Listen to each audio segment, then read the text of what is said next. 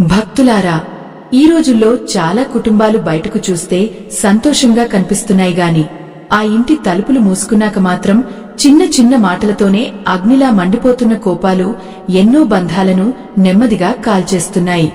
ఉదయం పనికి వెళ్లే ముందు భర్త భార్యతో కోపంగా మాట్లాడటం, పిల్లలు తల్లిదండ్రుల మాట వినకపోవడం, స్నేహితుల మధ్య చిన్న అపార్థం పెద్ద విభేదంగా మారడం, ఇవన్నీ మొదట చిన్న చినుకుల్లా మొదలే చివరికి జీవితాన్నే చీకటిలోకి నెట్టేస్తున్నాయి. చాలామంది నా కోపం సహజం అని అనుకుంటారు. కాని అదే కోపం మనసులో దాచుకున్న పాములా ఒకరోజు మన సంతోషాన్ని కాటేస్తుంది. ఎన్నో ఇళ్లలో ప్రేమ తగ్గిపోవడానికి కారణం డబ్బు కాదు, అదుపు తప్పిన మాటలు. ఒక్క క్షణం కోపంతో పలికిన మాట జీవితాంతం మానని గాయం చేస్తుంది. ఒక చిన్న పట్టణంలో విష్ణుమూర్తి అనే వ్యక్తి ఉండేవాడు. అతను కష్టపడి పనిచేసే మనిషే. తన కుటుంబాన్ని ఎంతో ప్రేమించేవాడు. కాని అతనికి ఒక బలహీనత ఉండేది. అది కోపం. ఎవరో ఎదురు మాట్లాడితే చాలు అతని ముఖం ఎర్రబడిపోయేది. ఇంట్లో పిల్లలు చిన్న పొరపాటు చేసినా పెద్దగా అరిచేవాడు. భార్య భయంతో మౌనంగా ఉండేది. మొదట్లో అతనికి తన కోపం తప్పుగా అనిపించలేదు. నేను కుటుంబం మంచికే ఇలా మాట్లాడుతున్నాను అని అనుకునేవాడు. కాని నెమ్మదిగా అతని ఇంట్లో నవ్వులు తగ్గిపోయాయి. పిల్లలు అతని దగ్గరకు రావడానికి భయపడేవారు. ఒకరోజు అతని చిన్న కుమారుడు పాఠశాలలో జరిగిన ఒక విషయం చెప్పడానికి ఉత్సాహంగా వచ్చాడు. కాని అప్పటికే పనిలో అలసిపోయి వచ్చిన విష్ణుమూర్తి కోపంతో, నాకు ఇప్పుడు ఇవన్నీ వినడానికి సమయం లేదు అని గట్టిగా అరిచాడు. ఆ చిన్న బాలుడు భయంతో వెనక్కి వెళ్లిపోయాడు. ఆ రోజు తర్వాత అతను తన మనసులోని మాటలను తండ్రితో పంచుకోవడం మానేశాడు. ఇంట్లో మాటలు తగ్గిపోయాయి. భోజన సమయంలో కూడా నిశ్శబ్దమే. కోపమే కులానికి కీడు అని పెద్దలు చెప్పిన మాట నిజమని ఆ ఇంటి పరిస్థితి నెమ్మదిగా చూపించడం మొదలుపెట్టింది. మనిషి బయట శత్రువులను గెలవడం గొప్ప కాదు, తనలో మండే కోపాన్ని జయించడం గొప్పది. కాని చాలామంది ఈ నిజాన్ని ఆలస్యంగా తెలుసుకుంటారు. విష్ణుమూర్తి కూడా అలాగే తన కోపం వల్ల కుటుంబం దూరమవుతోందని గ్రహించలేదు. ఒక సాయంత్రం అతను ఇంటి బయట ఒంటరిగా కూర్చున్నాడు. ఆ సమయంలో అతని దగ్గరకు ఒక వృద్ధుడు వచ్చాడు. తెల్లని వస్త్రాలు ధరించి ప్రశాంతమైన ముఖంతో కనిపించిన ఆ వృద్ధుడు అతనిని చూసి చిరునవ్వు నవ్వాడు. నువ్వు బయట ప్రశాంతంగా కూర్చున్నావు గాని నీ మనసులో మాత్రం తుఫాను నడుస్తోంది అని అన్నాడు. విష్ణుమూర్తి ఆశ్చర్యపోయాడు. మీకు ఎలా తెలుసు అని అడిగాడు. ఆ వృద్ధుడు నెమ్మదిగా చెప్పాడు. మనిషి కళ్లలోని అగ్నిని చూస్తే అతని మనసు తెలుస్తుంది. కోపం అనేది బయట వాళ్లను కాదు, ముందుగా మనల్ని కాల్చే అగ్ని. ఆ మాటలు విష్ణుమూర్తి హృదయాన్ని తాకాయి. కాని అతను వెంటనే ఒప్పుకోలేదు. కోపం లేకపోతే ఈ ప్రపంచంలో మనల్ని ఎవరూ పట్టించుకోరు అన్నాడు. అప్పుడు ఆ వృద్ధుడు చిన్నగా నవ్వి ఒక కథ చెప్పడం మొదలుపెట్టాడు. ద్వారకలో ఒకసారి శ్రీకృష్ణుడి దగ్గరకు ఒక యోధుడు వచ్చాడు. అతను యుద్ధంలో అందరినీ జయించేవాడు. కాని తన కోపాన్ని మాత్రం జయించలేకపోయాడు.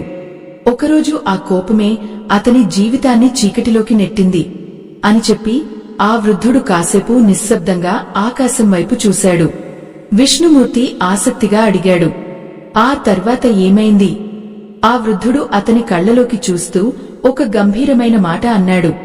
శ్రీకృష్ణుడు అతనికి చెప్పిన రహస్యం తెలుసుకున్నవాడు మాత్రమే జీవితాన్ని నిలబెట్టుకోగలడు.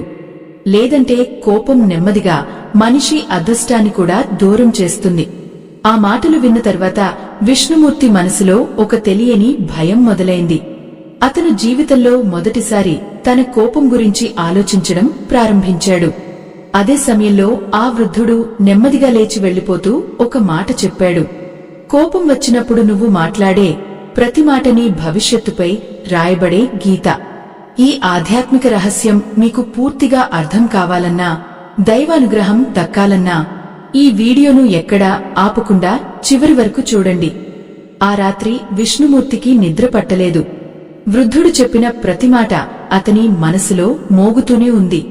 కోపం వచ్చినప్పుడు నువ్వు మాట్లాడే ప్రతి మాట నీ భవిష్యత్తుపై రాయబడే గీత అనే మాట అతని చెవుల్లో తిరుగుతూనే ఉండింది. ఇంట్లో అందరూ నిద్రపోయారు. కాని అతను మాత్రం ఒంటరిగా మేడుపైకి వెళ్లి ఆకాశాన్ని చూస్తూ కూర్చున్నాడు. ఎన్నేళ్లుగా తాను కోపంతో మాట్లాడిన మాటలు ఒక్కొక్కటిగా గుర్తుకు రావడం మొదలైంది. భార్య కళ్లలో కనిపించిన భయం, పిల్లల మౌనం, స్నేహితులు దూరమైన సందర్భాలు, ఇవన్నీ అతని హృదయాన్ని గుచ్చాయి. మరుసటి రోజు ఉదయం అతను ఆ వృద్ధుడిని వెతకాలని నిర్ణయించుకున్నాడు. ఊరిలో ప్రతి వీధి తిరిగాడు. ఆలయానికి వెళ్లాడు. చెరువు దగ్గర చూశాడు. కాని ఆ వృద్ధుడు ఎక్కడా కనిపించలేదు. చివరకు ఊరి చివర ఉన్న పురాతన కృష్ణాలయం దగ్గరకు వెళ్లాడు. అక్కడ ఆలయం ముందు ఒక వృద్ధ పూజారి కూర్చుని జపం చేస్తున్నాడు. విష్ణుమూర్తి దగ్గరకు వెళ్లి నిన్న రాత్రి కలిసిన వృద్ధుడి గురించి అడిగాడు. పూజారి చిరునవ్వు నవ్వి, నువ్వు చెప్పిన లక్షణాలు చూస్తుంటే అతను సాధారణ మనిషి కాదు. ఈ ఆలయం దగ్గర ఎన్నో సంవత్సరాలుగా ఒక మహాత్ముడు అప్పుడప్పుడు కనిపిస్తుంటాడు. మనసులో కలత ఉన్నవారికి మార్గం చూపిస్తాడు అని అన్నాడు. విష్ణుమూర్తి ఆశ్చర్యపోయాడు. అయితే ఆయన చెప్పిన కృష్ణుడి కథ నిజమేనా అని అడిగాడు. పూజారి కళ్లను మూసుకుని నెమ్మదిగా చెప్పడం ప్రారంభించాడు. శ్రీకృష్ణుడి సమక్షంలో ఒకసారి సత్యజిత్ అనే యోధుడు ఉండేవాడు. అతను పరాక్రమంలో అపారుడు. కాని కోపం అతని బలహీనత. యుద్ధరంగంలో శత్రువులను గెలిచిన అతను తన మనసును మాత్రం ఓడించలేకపోయాడు. చిన్న మాటకే మండిపడేవాడు. అతని కోపం వల్ల రాజ్యంలో చాలామంది అతనికి భయపడేవారు. మొదట అతనికి అది గర్వంగా అనిపించింది. కాని నెమ్మదిగా అతని దగ్గర వాళ్లు దూరమవడం మొదలైంది. పూజారి మాటలు వింటూ విష్ణుమూర్తి తన జీవితాన్ని గుర్తు చేసుకున్నాడు. ఒకరోజు సత్యజిత్ తన సోదరుడితో చిన్న విషయంపై గొడవపడ్డాడు. కోపంతో అతను పలికిన మాటలు బాణాల్లా గుచ్చాయి. ఆ రోజు తర్వాత అతని సోదరుడు అతనితో మాట్లాడటం మానేశాడు. కొద్ది రోజులకే రాజ్యంలో కూడా అతని గురించి భయం పెరిగింది. చివరకు అతను ఒంటరివాడిగా మారిపోయాడు. కాని అతనికి తన తప్పు అర్థం కాలేదు. ఆ సమయంలో పూజారి ఒక సామెత చెప్పాడు. మాట ముత్యం, కోపం కత్తి. ప్రేమతో పలికిన మాట మనసులను కడుతుంది. కోపంతో పలికిన మాట బంధాలను తెంచేస్తుంది. విష్ణుమూర్తి మౌనంగా వింటున్నాడు. పూజారి కొనసాగించాడు. ఒకరోజు సత్యజిత్ నేరుగా శ్రీకృష్ణుడి దగ్గరకు వెళ్లి అడిగాడు. ప్రభూ, నాకు ఎందుకు అందరూ దూరమవుతున్నారు అని. అప్పుడు కృష్ణుడు అతనిని ఒక ప్రశాంతమైన సరస్సు దగ్గరకు తీసుకెళ్లాడు. ఆ సరస్సు నీళ్లు ఎంతో నిర్మలంగా ఉండేవి. కృష్ణుడు ఒక చిన్న రాయి తీసి నీళ్లలో వేశాడు. వెంటనే అలలు పుట్టాయి. నీటిలో కనిపిస్తున్న ప్రతిబింబం మసకబారిపోయింది. అప్పుడు కృష్ణుడు చెప్పాడు, ఇది కోపం. నీ మనసు కూడా ఇలాగే ఉంటుంది. కోపం వచ్చినప్పుడు నీలోని నిజమైన జ్ఞానం కనిపించదు. ముందుగా నీ ప్రశాంతత పోతుంది. తర్వాత నీ బంధాలు పోతాయి. చివరకు నీ అదృష్టం కూడా దూరమవుతుంది. ఆ మాటలు విష్ణుమూర్తి గుండెల్లో బలంగా తాకాయి. ఎందుకంటే అతని ఇంట్లో కూడా ఇదే జరుగుతోంది. పూజారి మరో కథ చెప్పాడు. మహాభారతంలో అశ్వత్థాముడు కూడా కోపాన్ని అదుపు చేయలేక జీవితాన్ని చీకటిలోకి నెట్టుకున్నాడు. క్షణిక ఆవేశం అతని గౌరవాన్ని నాశనం చేసింది. అందుకే ధర్మశాస్త్రాలు చెబుతాయి, కోపం వచ్చిన వేళ మౌనం గొప్ప ఔషధం. విష్ణుమూర్తి నెమ్మదిగా అడిగాడు, అయితే కోపాన్ని ఎలా ఆపాలి? పూజారి చిరునవ్వుతో చెప్పాడు. కృష్ణుడు చెప్పిన మొదటి నియమం, కోపం వచ్చిన వెంటనే మాటలు పలకకూడదు. రెండో నియమం, మన ముందున్నవారు శత్రువులు కాదు, మనవాళ్లు అని గుర్తుపెట్టుకోవాలి. మూడో నియమం, ఆ క్షణంలో దేవుని నామాన్ని జపించాలి. ఆ తర్వాత పూజారి అతనికి ఒక చిన్న జపమాల ఇచ్చాడు. కోపం వచ్చిన ప్రతిసారి ఈ మాలను పట్టుకుని గోవింద నామాన్ని జపించు.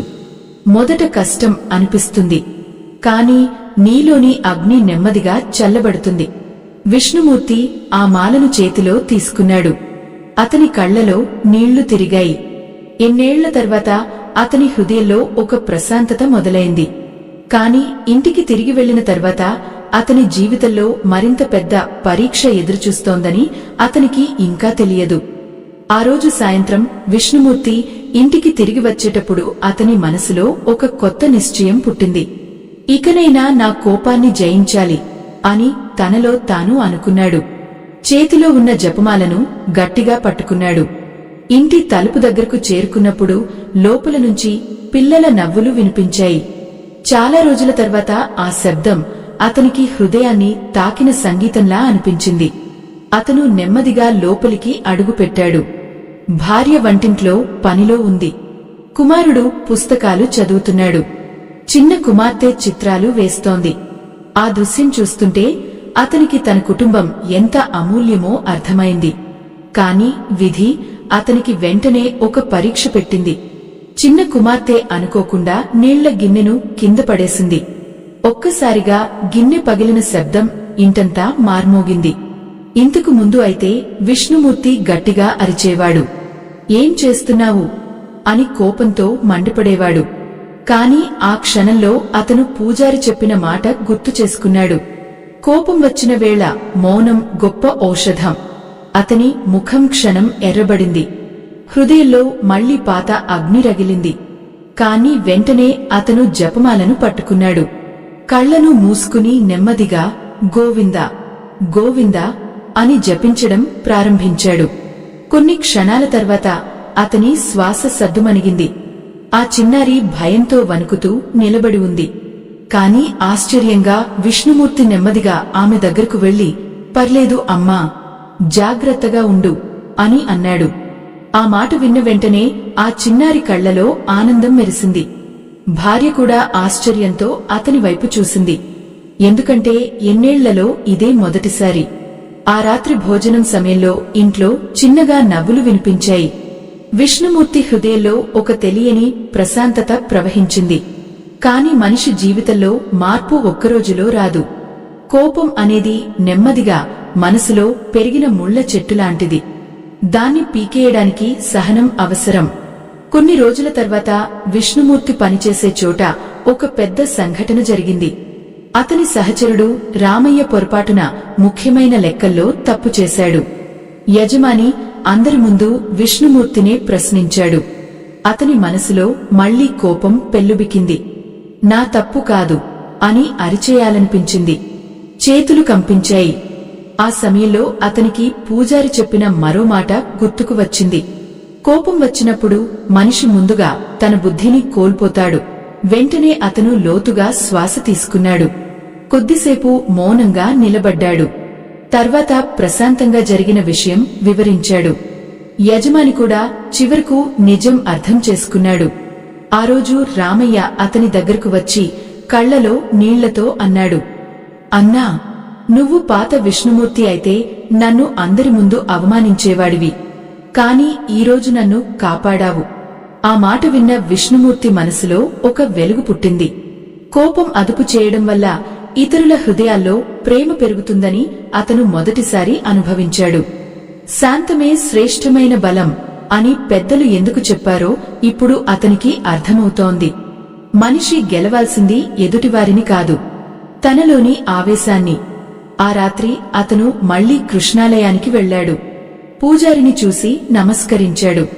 నా జీవితంలో మార్పు మొదలైంది అని ఆనందంగా చెప్పాడు. పూజారి చిరునవ్వు నవ్వి, ఇది మొదటి అడుగు మాత్రమే, అసలు పరీక్ష ఇంకా మిగిలే ఉంది అని అన్నాడు. విష్ణుమూర్తి ఆశ్చర్యంగా అడిగాడు, ఇంకా ఏ పరీక్ష? పూజారి కాసేపు మౌనంగా ఉండి చెప్పాడు, నీ కోపం వల్ల ఎన్నేళ్లుగా నీకు దూరమైన ఒక వ్యక్తి త్వరలో నీ జీవితంలోకి తిరిగి వస్తాడు. ఆ రోజు నువ్వు నిజంగా మారిపోయావా లేదా అనేది తేలిపోతుంది. ఆ మాటలు విన్న వెంటనే విష్ణుమూర్తి హృదయం ఒక్కసారిగా దడదడలాడింది. ఎందుకంటే అతని మనసులో వెంటనే ఒక వ్యక్తి గుర్తుకు వచ్చాడు. తన సొంత అన్నయ్య. చిన్న గొడవతో విడిపోయి ఎన్నేళ్లుగా మాట్లాడని తన రక్త సంబంధం. అతను ఆలయం బయట నిలబడి ఆకాశం వైపు చూశాడు. ఎన్నాళ్లుగానో దాచుకున్న బాధ కళ్లలో నీళ్లుగా మారింది. మీ జీవితంలో కూడా కోపం వల్ల దూరమైన బంధాలు ఉంటే కామెంట్స్లో గోవిందా అని రాయండి. దేవుని నామం మన హృదయాన్ని మళ్లీ ప్రేమతో నింపుతుంది. అయితే విష్ణుమూర్తికి ఇంకా తెలియని ఒక భయంకరమైన నిజం ఉంది. అతను ఎన్నేళ్ల క్రితం కోపంతో పలికిన ఒక్క మాట ఇప్పుడు అతని కుటుంబానికే పెద్ద ప్రమాదంగా మారబోతోంది. మరుసటి ఉదయం విష్ణుమూర్తి ఇంటి ముందు ఒక ఎద్దుబండి ఆగింది. ఆ బండిలో నుంచి దిగిన వ్యక్తిని చూసి అతని గుండె ఒక్కసారిగా ఆగినట్టయింది. అతడే అతని అన్నయ్య రాఘవరావు. ఎన్నేళ్లుగా మాట్లాడని రక్త సంబంధం అకస్మాత్తుగా తన ఇంటి ముందు నిలబడటం చూసి విష్ణుమూర్తి మాటరాక నిలిచిపోయాడు. రాఘవరావు ముఖం అలసిపోయి ఉంది. కళ్లలో బాధ స్పష్టంగా కనిపిస్తోంది. అతని వెంట ఒక యువకుడు కూడా ఉన్నాడు. కొద్దిసేపు నిశ్శబ్దం నెలకొంది. ఆ తర్వాత రాఘవరావు నెమ్మదిగా మాట్లాడాడు. విష్ణు, నేను నీతో మాట్లాడాలి. ఆ స్వరం విన్న వెంటనే పాత జ్ఞాపకాలు విష్ణుమూర్తి మనసులో ఉప్పొంగాయి. ఎన్నేళ్ల క్రితం చిన్న భూమి విషయంలో ఇద్దరి మధ్య గొడవ జరిగింది. కోపంతో విష్ణుమూర్తి, ఇక నుంచి నువ్వు నాకు అన్నవు కాదు అని అన్నాడు. ఆ ఒక్క మాట ఇద్దరి మధ్య గోడలా నిలిచిపోయింది. తల్లిదండ్రులు బతికుండగానే ఆ బంధం విరిగిపోయింది. ఇప్పుడు అదే అన్నయ్య తన ముందున్నాడు. విష్ణుమూర్తి లోపల మళ్లీ కోపం కదిలింది. ఇన్ని సంవత్సరాల తర్వాత ఇప్పుడు ఎందుకు వచ్చాడు అనే ఆలోచన అతని మనసులో మెదిలింది. కాని వెంటనే అతను జపమాలను గట్టిగా పట్టుకున్నాడు. గోవింద గోవింద అని మనసులో జపించాడు.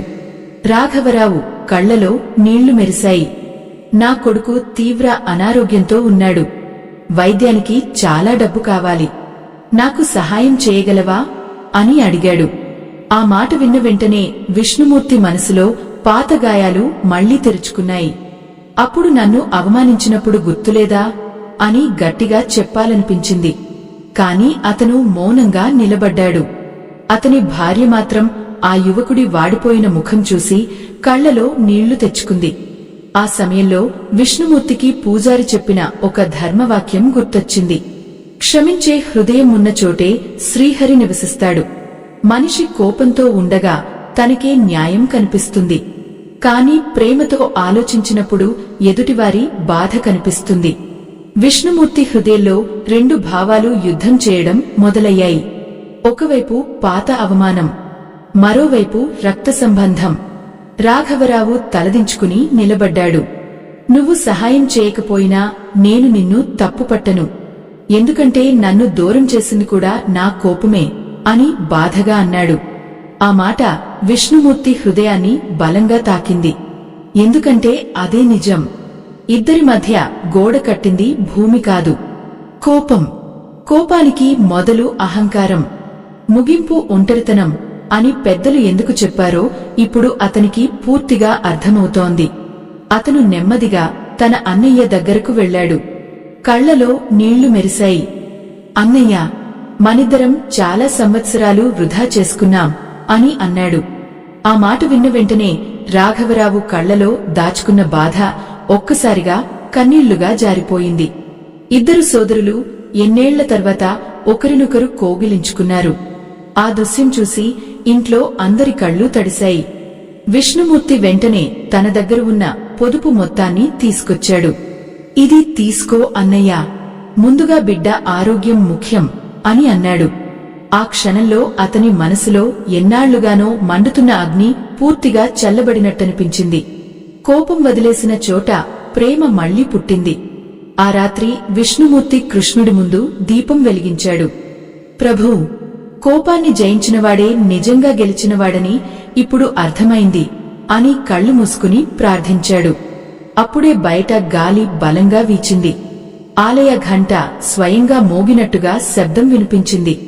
అతని హృదయంలో ఒక దివ్యమైన ప్రశాంతత ప్రవహించింది. మీరు కూడా ఈ ధర్మ ప్రయాణాన్ని ఆదరించాలని అనుకుంటే ఈ వీడియో కింద ఉన్న స్కానర్ ద్వారా మీకు సాధ్యమైన సహాయం చేయండి. మీ చిన్న సహాయం కూడా మరెంతో మందికి ఆధ్యాత్మిక వెలుగును చేరుస్తుంది. కాని విష్ణుమూర్తి జీవితంలో ఇంకా చివరి పరీక్ష మిగిలే ఉంది. ఎందుకంటే కోపం వల్ల అతను చేసిన ఒక తప్పు ఇప్పుడు అతని కుమారుడి భవిష్యత్తునే మార్చబోతోంది. రాఘవరావుతో మళ్లీ కలిసిన తర్వాత విష్ణుమూర్తి ఇంట్లో ఎంతో కాలం తర్వాత ఆనందం తిరిగి వచ్చింది. పిల్లలు నవ్వుతూ మాట్లాడటం మొదలుపెట్టారు. భార్య ముఖంలో కూడా ప్రశాంతత కనిపించింది. కాని మనిషి గతంలో వేసిన కొన్ని గాయాలు అంత సులభంగా మాయం కావు. ఒకరోజు ఆ గాయాల ప్రతిధ్వని మళ్లీ వారి ఇంటి గడప దాటింది. ఆ రోజు మధ్యాహ్నం విష్ణుమూర్తి కుమారుడు పాఠశాల నుంచి ఇంటికి వచ్చాడు. కాని అతని ముఖం మామూలుగా లేదు. కళ్లలో భయం, హృదయంలో బాధ స్పష్టంగా కనిపిస్తున్నాయి. విష్ణుమూర్తి దగ్గరకు వెళ్లి, "ఏమైంది బాబూ?" అని అడిగాడు. చిన్నవాడు కొద్దిసేపు మౌనంగా నిలబడి చివరకు నెమ్మదిగా చెప్పాడు, "నాన్నా, ఈరోజు పాఠశాలలో అందరి ముందు గురువుగారు నన్ను మందలించారు. నేను తప్పు చేయలేదు, కాని నామీద కోపంగా మాట్లాడారు." ఆ మాట విన్న వెంటనే విష్ణుమూర్తి హృదయంలో పాత అగ్ని మళ్లీ రగిలింది. ఎవరైనా నా పిల్లాడిని అవమానిస్తే నేను ఊరుకోను అనే ఆవేశం ఒక్కసారిగా అతని రక్తంలో పరిగెత్తింది. అతని కళ్లలో మళ్లీ పాత కోపం మెరిసింది. భార్య అది గమనించి మెల్లగా చెప్పింది, "జాగ్రత్తగా ఆలోచించండి, తొందరపడి మాట్లాడొద్దు." కాని విష్ణుమూర్తి ఆవేశంలోనే పాఠశాల వైపు నడిచాడు. దారంతా అతని మనసులో కోపపు మాటలే తిరుగుతున్నాయి. "నా కొడుకును ఎలా అవమానిస్తారు?" అని లోలోపల మండిపడ్డాడు.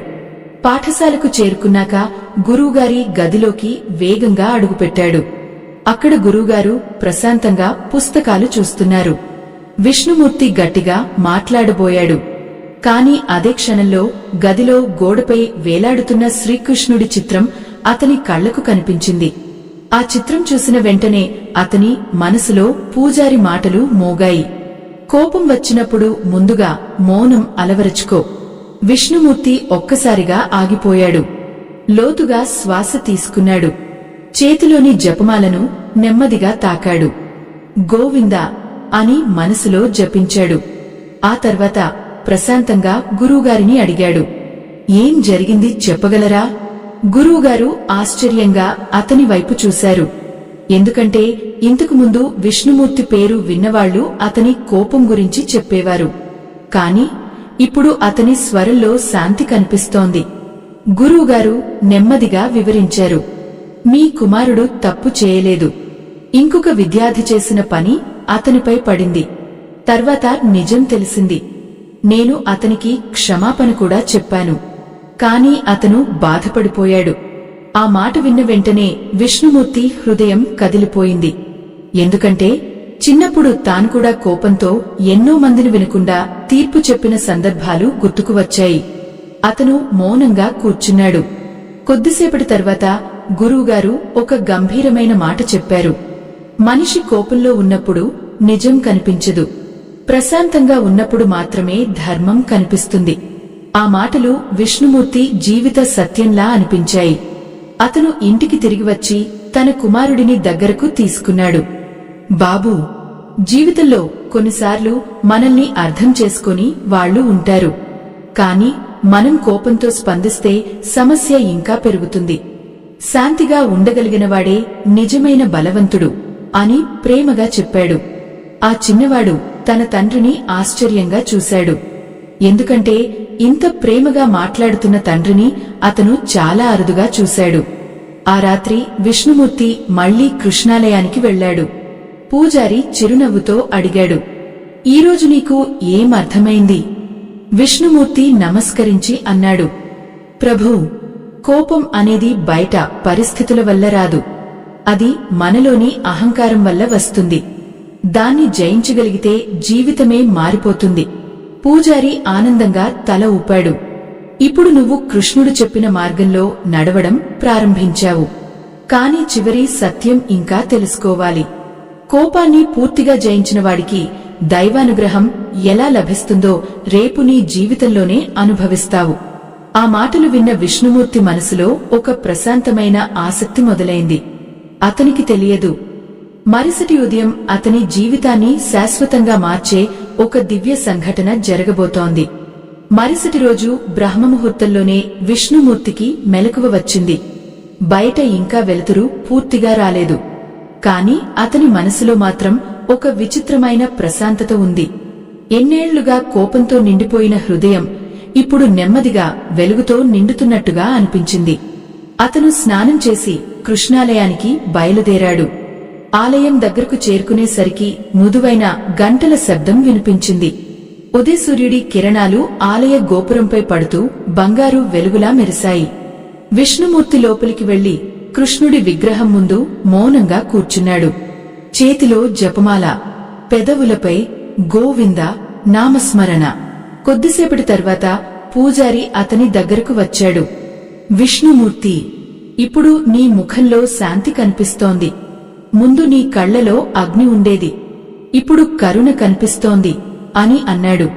విష్ణుమూర్తి వినమ్రంగా తల వంచాడు. ప్రభూ, నేను చాలా సంవత్సరాలు కోపానికే బానిసగా జీవించాను. నా కుటుంబాన్ని బాధపెట్టాను. నా అన్నయ్యను దూరం చేసుకున్నాను. నా పిల్లల హృదయాల్లో భయం నింపాను. కాని ఇప్పుడు అర్థమైంది, కోపం గెలుపు కాదు, అది మనసు ఓటమి. పూజారి చిరునవ్వుతో ఒక ధర్మవాక్యం చెప్పాడు. క్షమించగలిగిన హృదయం ఉన్న చోటే నిజమైన భక్తి ఉంటుంది. అప్పుడే ఆలయంలోకి ఒక వృద్ధ మహిళ వచ్చింది. ఆమె చేతిలో చిన్న పూల బుట్ట ఉంది. నడవడానికి కూడా కష్టపడుతోంది. అనుకోకుండా ఆమె కింద జారి పడబోయింది. వెంటనే విష్ణుమూర్తి పరుగెత్తి ఆమెను పట్టుకున్నాడు. పూలన్నీ నేలపై చెల్లాచెదురయ్యాయి. ఆ వృద్ధురాలు కళ్లలో నీళ్లతో అతనిని చూసి చెప్పింది, బిడ్డా, నిన్ను చూస్తుంటే నాకు నా కొడుకు గుర్తొస్తున్నాడు. అతనికి కూడా కోపం ఎక్కువ. అదే కోపం వల్ల మా ఇంట్లో ప్రేమ దూరమైపోయింది. ఆ మాట విన్న విష్ణుమూర్తి కళ్ళు తడిశాయి. ఎందుకంటే అతను కూడా ఇదే మార్గంలో నడిచాడు. అతను నేలపై పడిన పూలన్నీ జాగ్రత్తగా ఏరి ఆమె చేతిలో పెట్టాడు. ఆ సమయంలో ఆలయంలో ఉన్నవాళ్లు అతని వైపు ఆశ్చర్యంగా చూశారు. ఎందుకంటే ఒకప్పుడు చిన్న విషయానికే మండిపడే విష్ణుమూర్తి ఇప్పుడు ఎంతో ప్రశాంతంగా కనిపిస్తున్నాడు. పూజారి నెమ్మదిగా దగ్గరకు వచ్చి చెప్పాడు, ఇదే కృష్ణుడు చెప్పిన నిజమైన విజయం. యుద్ధరంగంలో గెలిచినవాడు వీరుడు కావచ్చు, కాని తన కోపాన్ని జయించినవాడే మహావీరుడు. ఆ మాటలు వినగానే విష్ణుమూర్తి హృదయం ఆనందంతో నిండిపోయింది. అతను కృష్ణుడి ముందు నమస్కరించి కళ్ళు మూసుకున్నాడు. ఆ క్షణంలో అతని మనసులో ఎన్నాళ్లుగానో దాచుకున్న భారమంతా తొలగిపోయినట్టనిపించింది. ఇంటికి తిరిగి వచ్చిన తర్వాత అతని కుటుంబంలో కూడా మార్పు స్పష్టంగా కనిపించింది. పిల్లలు భయపడకుండా తన దగ్గరకు వచ్చి మాట్లాడుతున్నారు. భార్య ముఖంలో చిరునవ్వు తిరిగి వచ్చింది. రాఘవరావు కూడా తరచూ ఇంటికి రావడం మొదలుపెట్టాడు. ఒక సాయంత్రం అందరూ కలిసి ఇంటి ముందు కూర్చున్నారు. ఆ సమయంలో విష్ణుమూర్తి తన పిల్లలకు చెప్పాడు, జీవితంలో ఎప్పుడూ గుర్తుంచుకోండి, కోపం వచ్చినప్పుడు వెంటనే మాట్లాడొద్దు. ఆ క్షణంలో పలికిన మాటలు బంధాలను శాశ్వతంగా దూరం చేస్తాయి. ప్రేమతో చెప్పిన మాట మాత్రమే మనిషిని దేవుడికి దగ్గర చేస్తుంది. ఆకాశంలో చంద్రుడు వెలుగుతున్నాడు. గాలి మెల్లగా వీచుతోంది. ఆ ఇంట్లో ఎన్నాళ్లుగానో కనిపించని ఆనందం ఇప్పుడు ప్రతి మూలలో మెరుస్తోంది. మీరు కూడా ఈ ఆధ్యాత్మిక వెలుగును మరింత మందికి చేరవేయాలని అనుకుంటే ఈ వీడియో కింద ఉన్న స్కానర్ ద్వారా మీకు సాధ్యమైన సహాయం చేయండి. మీ చిన్న సహాయం కూడా ఎన్నో కుటుంబాల్లో శాంతి దీపాన్ని వెలిగించగలదు. చివరిగా విష్ణుమూర్తి కృష్ణుడి విగ్రహం ముందు నిలబడి చేతులు జోడించాడు. ప్రభూ, కోపాన్ని జయించడం అంటే ఇతరులను ఓడించడం కాదు, మనలోని అహంకారాన్ని ప్రేమతో కరిగించడం అని నేర్పినందుకు కృతజ్ఞతలు అని కళ్లలో ఆనంద భాష్పాలతో ప్రార్థించాడు. ఆలయ ఘంటలు మళ్లీ మోగాయి. ఆ శబ్దం వినగానే అతని హృదయంలో ఒక దివ్యమైన నిశ్చలత్వం నిండిపోయింది. ఈ ఆధ్యాత్మిక ప్రయాణం ఇక్కడితో ముగిసిపోయింది. స్వస్తి.